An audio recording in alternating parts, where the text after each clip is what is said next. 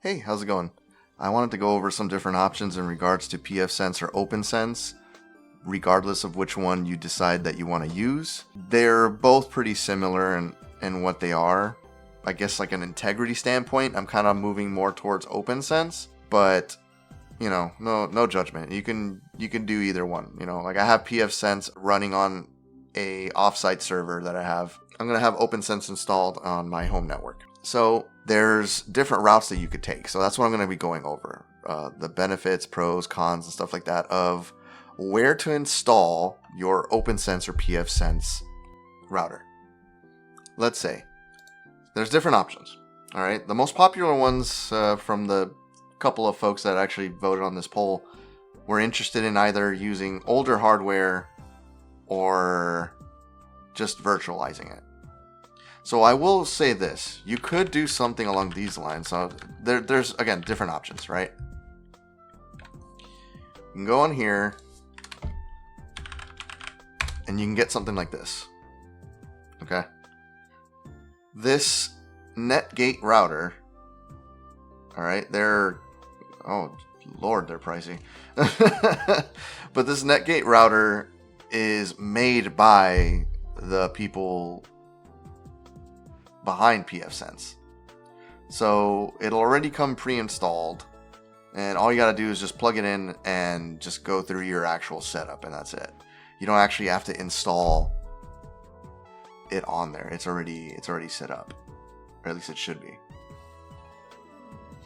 Yep, preloaded with PFsense Plus software to get up and running fast. All right, now that's also, you know, this is $209, okay? So it's a little pricey for what it is. So I understand wanting to save some money and maybe install this on like an old PC. So if you want to go that route, you definitely can. Well, now the pros to this is like it's all set up already. You don't have to install anything. It's already there. You just obviously have to set up whatever settings you want for the router for your home network and for your needs. But aside from that, this will serve that purpose of the router. Now, another thing you could do is you could install it on an old PC. So my recommendation is, if you're going to do that,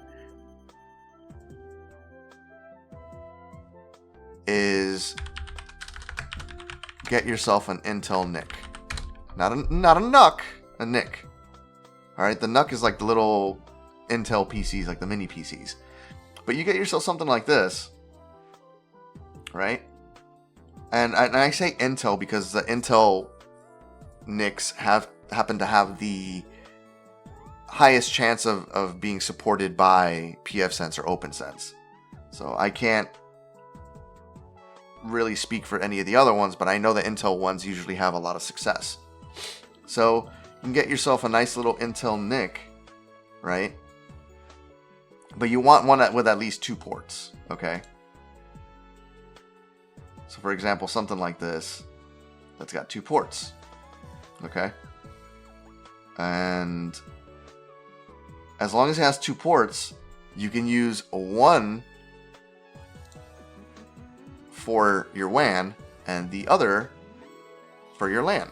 So one is going from your modem into one port and then outbound from the other port to, let's say, a wireless access point or an actual switch.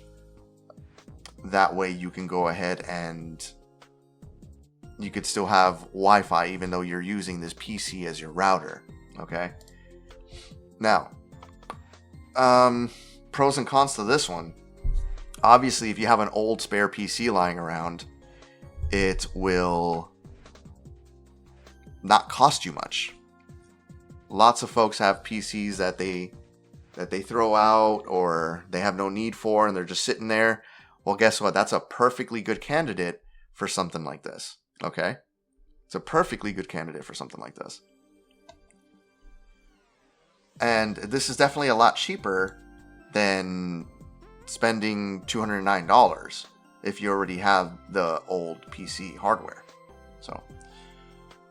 So that's one option. So that's the second option, right? Downside or con is it's probably going to use quite a bit more power compared to this thing. It's going to use quite a bit more power compared to this. So that's another pro for the Netgate, is that it is very low power. You know, so if your thing is about saving as much as you can on electricity, right, then you might want to consider this. You might want to consider the upfront cost so that your overtime cost does not increase because of your electricity, right? So that's another thing to consider. Now, let's say you only have one PC, like your server is the one PC that you have. You don't have extra hardware. You don't have anything like that. Well, you could just virtualize the router software, OPNsense or PFsense, right? Now, the pro to this is that if you have limited hardware, limited power ports or something like that, right? You have everything contained on one PC, your server and your router, right? It's all there. Now, the issue with that is if you have all your eggs in one basket and you drop that basket, what happens, right? Your entire network will suffer and go down if something happens to that PC. If something happens to that virtual machine, if something happens to the hypervisor or anything like that, your whole network will go down. So that is a massive point of failure that you have to consider. All right.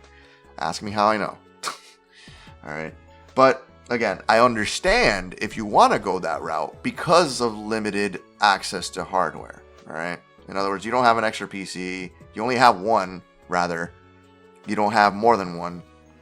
So yeah, I can understand that. If you're limited in that regard, okay, cool. You might have to do this. Okay. I was there. I've been there. And I also know the headaches.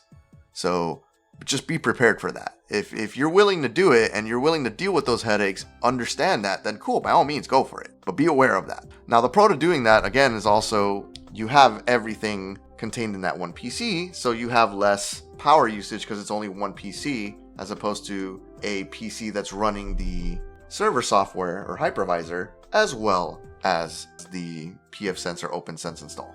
In a previous video, I said I wanted to try and put more content out there, so I'm going to try to put a little bit more content that's still useful, but a lot quicker for me to produce. I'm in the process of still recording and setting up OPNsense and all that kind of stuff through my home network.